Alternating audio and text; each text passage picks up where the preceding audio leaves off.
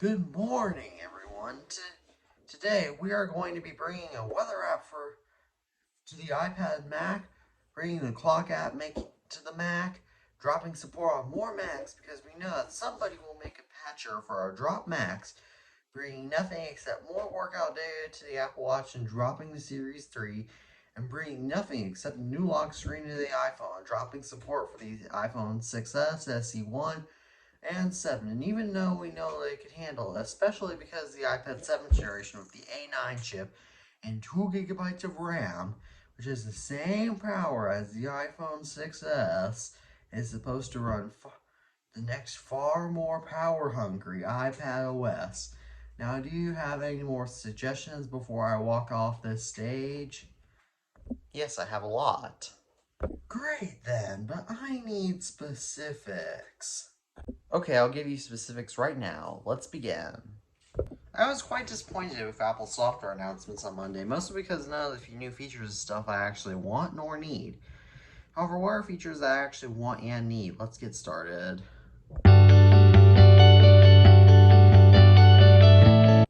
This applies to all of Apple's software, excluding tvOS and watchOS, but we've had the same charging sound ever since iOS 7. It is getting very boring by now. However, before everybody starts commenting, I do want to address that you can change the iOS charging sound in Siri shortcuts. However, it would be easier if you could simply change the charging sound in settings. Another nice addition to this would be to switch back to the iOS 1 through 6 charging sound. As default, it's quieter. On the subject of classic iOS sounds, classic unlocking sound and classic locking sound should also return. It doesn't make sense why Apple removed them. Considering people type Apple logo text that they copy from a website all the time, why doesn't Apple offer an emoji of their logo? It shouldn't be that hard. Another nice addition to iOS, iPadOS, and macOS would be to bring back color flow, which in Finder would basically show all your photos like this, and in iPods and iPhones it would show you would be able to scroll through all your albums like this. This would be a nice feature to bring back, just be sure. Why they ever have to remove it? Another app that needs rethinking is the Finder and Files applications. First, the Files app on the iPhone and iPad should be renamed to Finder and make these uniform across all of Apple's platforms. Secondly, the Finder app should bring access to the file system on your Mac, iPhone, or iPad. This would terminate the jailbreaking community of iPhones and iPads. It would make having file system access more secure than jailbreaking to get it. This would also help future-proof the current iPadOS, iOS, and macOS version years from now. Another nice feature thing to return would be welcome videos, most notably in macOS. For those who don't know, up until macOS Lion, every time you would set up your new Mac, a welcome video would play. They removed that in macOS Lions, though those were still fun to watch. It would be nice to even see them come to iOS, iPadOS, watchOS, and even tvOS for the first time. Another thing that I, alongside most tech enthusiasts, want back in iOS, iPadOS, macOS, tvOS, and to come to watchOS for the first time is skeuomorphic UI, just like before iOS 7, tvOS 7, and macOS Yosemite. In case you don't know what skeuomorphism is, it is a three-dimensional UI like what I'm showing on screen. It returned nostalgia to many who are using iOS and tvOS before 2013, macOS before 2014. It would also demonstrate the process we've come in computing, so we can more easily make skeuomorphic UIs with better computing power than in 2013. Also, this would give the Apple the upper hand in terms of software until everybody caught up again. This will also give iOS a major overhaul for the first time in 5 years. Another thing that goes in hand with bringing back skeuomorphism is redoing the Apple TV's UI. It is currently mediocre. However, do you all remember the classic macOS app front row, which I'm showing right now?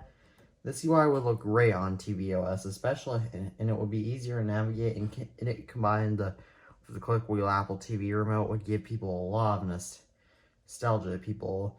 Another feature that goes in hand with returning skeuomorphism is bringing back the old iOS and macOS fonts. Just simply put a fresh coat of paint on everything.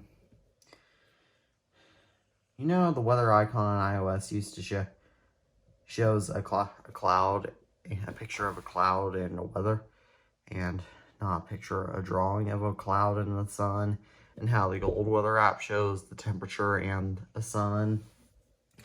Well, it'd be cool if it could actually update with accurate conditions, such as conditions and even the temperature, just so that way it would be less necessary to open the weather app.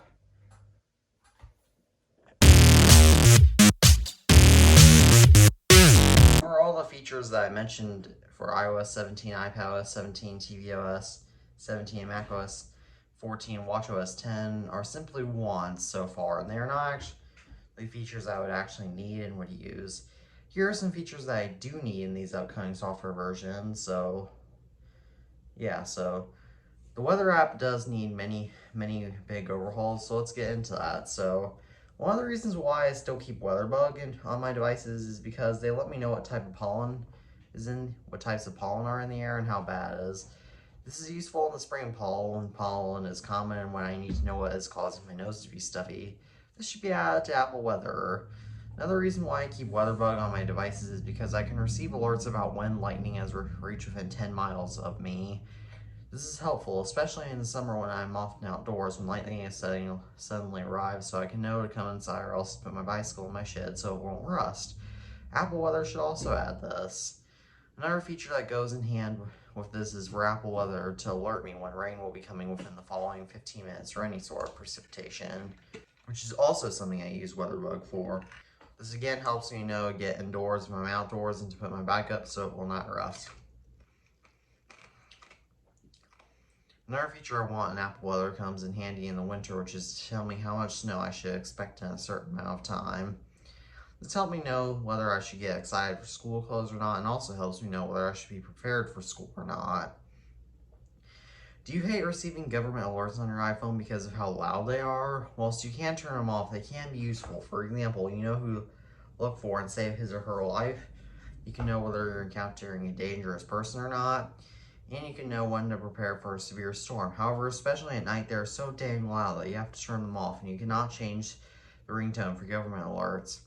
This should have been a feature for over a decade to be able to change the ringtone for governmental alerts on iOS. This way people can sleep and their lives can be saved.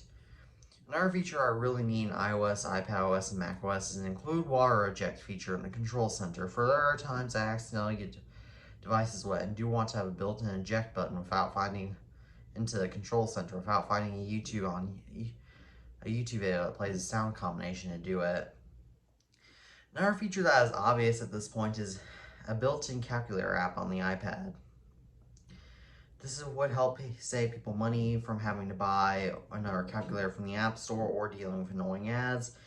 It would still make all iPad owners' lives easier. I know it would look peculiar, but it's still needed.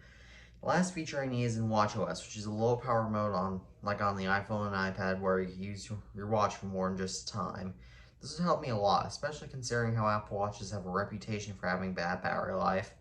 Thank you all for watching this video. What do you want in watchOS 10, iOS 17, iPadOS 17, tvOS 17, macOS 14? Please comment that down below and subscribe to my channel. Also, please like this video if you enjoy it so it can hopefully get high enough in the algorithm for Apple to see it. If you didn't, just please don't press the other button. As always, I am the iTunes fanboy, and peace out.